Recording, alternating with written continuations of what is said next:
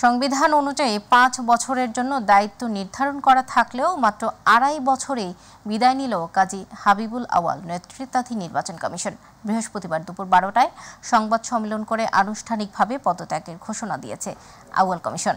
পরে পদত্যাগপত্রে সই করেন প্রধান নির্বাচন কমিশনার কাজী হাবিবুল আউয়াল। সকালে সচিবালয়ের কর্মকর্তাদের সঙ্গে বৈঠক করার পর সাংবাদিকদের এ তথ্য জানান সিইসি কাজী হাবিবুল আউয়াল।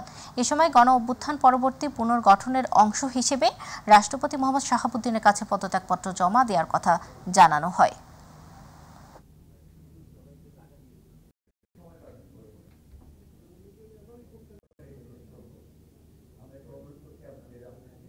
বাংলাদেশের জনগোষ্ঠীর সমরূপতা হোমোজিনিটি কারণে সংখ্যানুপাতিক প্রতিনিধিত্বমূলক নির্বাচনের জন্য হতে পারে।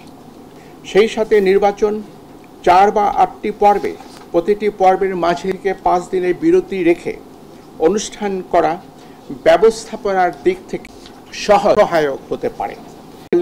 আমাদের ধারণায় এটি ভবিষ্যতের জন্য অধিকন্তু প্রতিটি সাধারণ নির্বাচন উদ্দেশ্য অর্জন আরও সুনিশ্চিত। পরিশেষে আপনাদের অবহিত করতে চাই, আমি সহ মাননীয় কমিশনারগণ দেশের পরিবর্তিত বিরাজিত অবস্থায় পদত্যাগ করতে মনস্থির করেছি। দুই পদত্যাগপত্র মহামান্য প্রতি সমীপে উপস্থাপনের নিমিত্ত কমিশনের সচিব মহোদয়ের হাতে দেব।